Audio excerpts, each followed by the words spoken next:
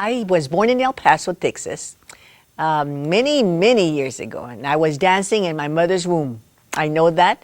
I wish I could prove it with maybe a doctoral dissertation, but I don't have time right now. I have to have time for my family. It's been, you have to kind of balance. But anyway, I know I started dancing in my mother's womb, and I started dancing when I was 3 or 4 with my dad, and I knew by the time I was 4 or 5, I knew polkas, schottisches, mazurkas, varsuvians, all types of waltzes. I knew pasodobles, rumbas, danzones, and I knew jitterbug, swing, and boogie, because that was the popular at the time with my brothers, so they taught me that. So by the time I went to kindergarten, I had already a foundation of music, of dance, and we used to conjugate the Spanish language in the verbs in Spanish, conjugate them, so that we could learn Spanish real well. My father used to say, you must learn Spanish real well. And so by the time I was 5, I was conjugating in 5 or 6 different tenses. And by the time I was 12, I thought I was the queen of conjugation in Spanish. So I grew up, Spanish was my first language. But when we went to school, we were punished for speaking Spanish. Thank God for dance, music, singing games, rhythms that gave me the confidence to believe in myself.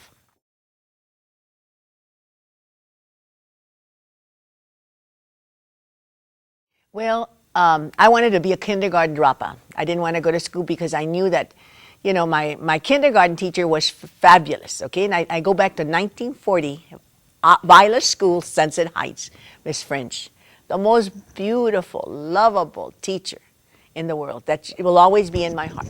Didn't know a word of Spanish. I didn't know a word of English, but she put on the old phonograph. She wound it up, and that's how old we are. We are prehistoric to these people that are new in computers and texting and all of that. That was our wonderful record player and phonograph that she used to wind up. And then she put on these old 78 records, and I didn't know a word of English. And I was crying, and I said, I was just devastating, because any child going to a new climate, an environment, is afraid. So if you don't know the language, you're double afraid. And she said, "Don't cry." She went like that to her eyes. "Don't cry." And she said, "I'm going to put some music." And I said, "Oh, I know music, música." I translate música. And she put on Stars and Stripes Forever, and she gave us little sticks. All the children in the class, and the classroom is this big. I mean, really, I went to see it last year, and I told the principal, I said, I can't believe this was my kindergarten place. But there was just about 15 kids or something at the time. I don't remember. All I remember, some of them I remember, but she gave us little sticks.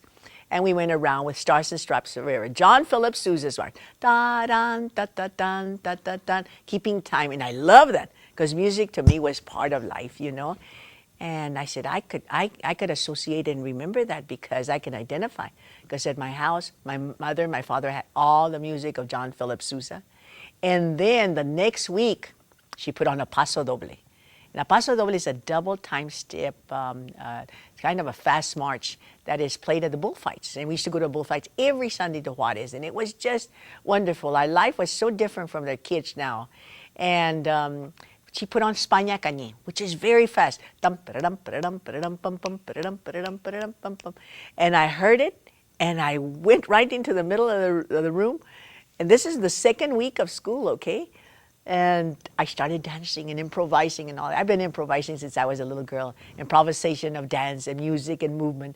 So it was very wonderful for me. So she put me in my first program, dancing for the graduating 8th graders. We had 8th grade at the time there at Viola School, and that was my debut. That was my debut to dance with audiences and for audiences, very little, but I kind of did a cultural confusion, because I told my mother I was going to be in a program, and what are you going to dance? Oh, I don't know. What dance is it? I don't know. So they dressed me as with the China Poblana, which is a Mexican traditional dance of Mexico. And then, of course, China Poblana is the national costume in Mexico. So I was dancing the Paso Doble with a China Poblana. Who cares? When you're a little girl, you're a little girl. And if you have music, praise God for that.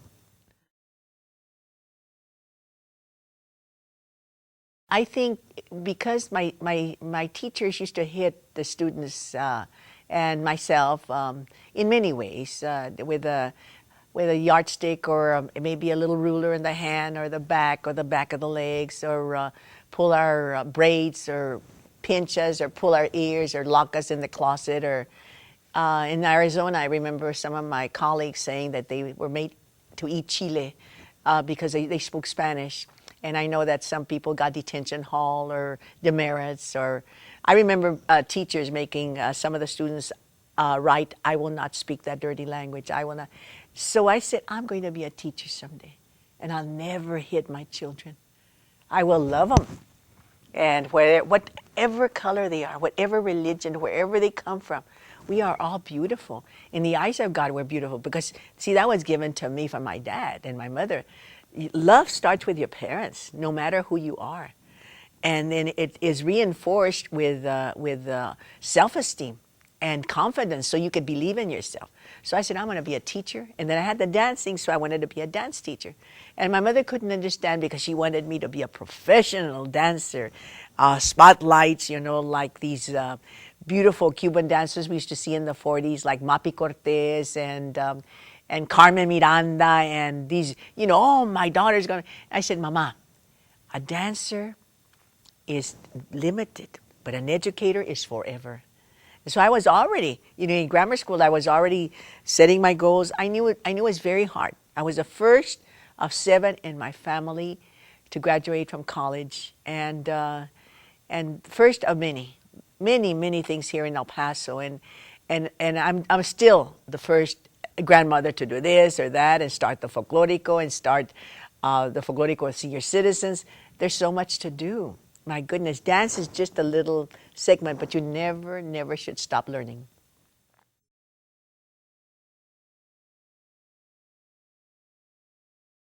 Oh, it was so wonderful. Well, we all cried, and I couldn't believe it. And they had a fiesta for me at the house, of course. And it was just, I couldn't believe it because we got married at 19, my husband and I, and that was our first goal, to finish school.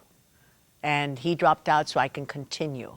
I could continue, and my senior year at UTEP, it was Texas Western College, I was already nursing my child, my first child, who's going to be 54, and I was practice teaching at Austin High School.